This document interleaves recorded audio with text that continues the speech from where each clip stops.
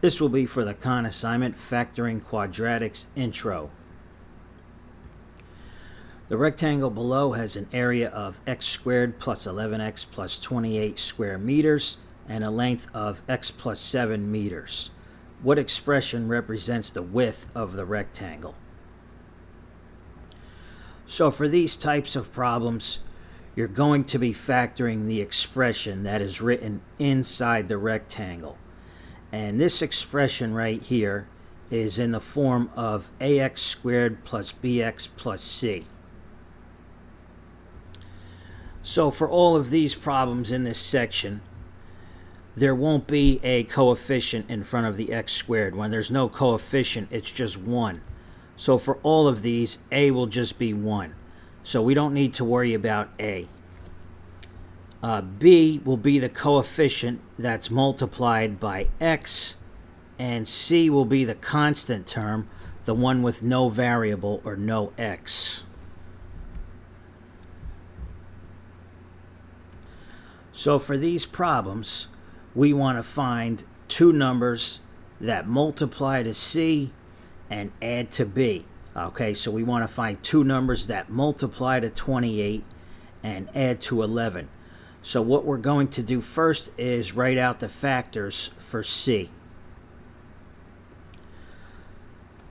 So writing out the factors for c, we see that c is 28. So we just want to write out the factors for 28 and any two numbers that multiply to 28. So for 28 we have 7 times 4 and also negative 7 times negative 4. We have 14 times 2. We have negative 14 times negative 2. And you can stop when you have a pair of numbers that add to b. In other words, that add to positive 11. So which pair here adds to positive 11? Well, that is just 7 and 4. So now we can rewrite this equation using the 7 and the 4. All right, we're going to have two sets of parentheses. And both of them are going to start with x. Okay, the reason that is because when you distribute x times x, you'll get x squared. So when you write out the parentheses, start each one with x, and then use these two numbers right here. We have positive 7, and we have positive 4. So that's it right there. This expression is equivalent to this right here. Now, in the write-up, I'm sure they asked us what the width equals, okay? It says what expression represents the width of the rectangle.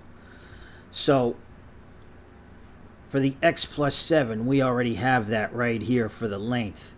So the width right here is going to be x plus 4. All right, see, we have the x plus 7 already. And then left over is x plus 4 for the width. Okay, the point of this exercise, if you recall from geometry, area equals length times width. Okay, so they're just showing you in the form of a rectangle that length times width equals area. Okay, you don't really need to worry about that. The main thing is just factoring. And we already used the x plus 7, so the width is just going to be x plus 4. And you just click inside the box and enter that. Okay, you type x, and it has the plus right there, and you type 4. So that's basically it.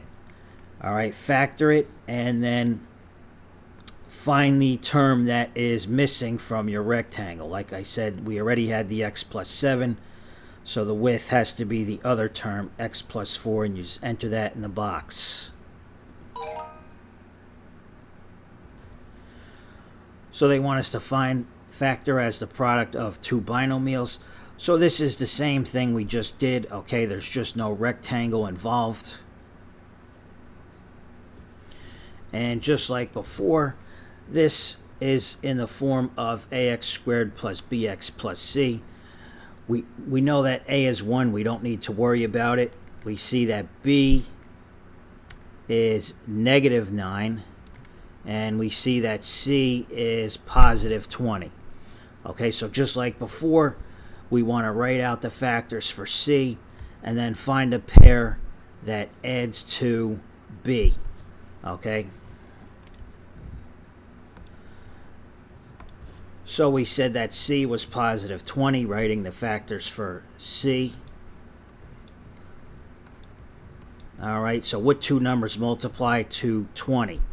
We know that 4 times 5 is 20. We know that negative 4 times negative 5 is 20. We know that 10 times 2 is 20.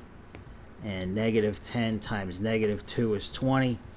And you can stop when you find a pair of numbers that adds to negative 9. Okay, do we have a pair that adds to negative 9? Yes, right here.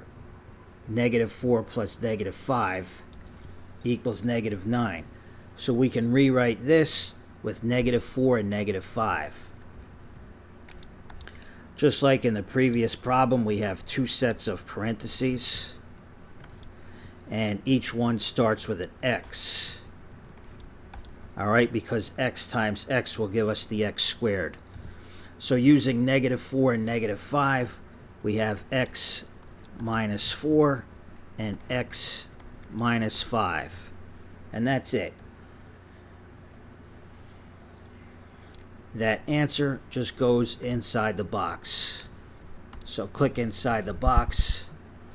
And let me see, do they give us parentheses? No, they don't. So you have to type the parentheses. And the first one is x minus 4. So just type x minus 4. Click outside the parentheses and type parentheses again. And then you want to type x minus 5. X minus 5. So there you go. The answer here matches what we wrote. So that's it. Oh, wait a minute. All right, I think okay. Let me see. I must have clicked on the exponent by accident. Let me try to delete that. There you go. All I did was hit the backspace. So now our answer matches what we wrote. So I'll do one more like this with the rectangle. Okay, they want us to find what expression represents the length of the rectangle. That's this right here from left to right. And I don't think you should read the write-up. I think it might just confuse you.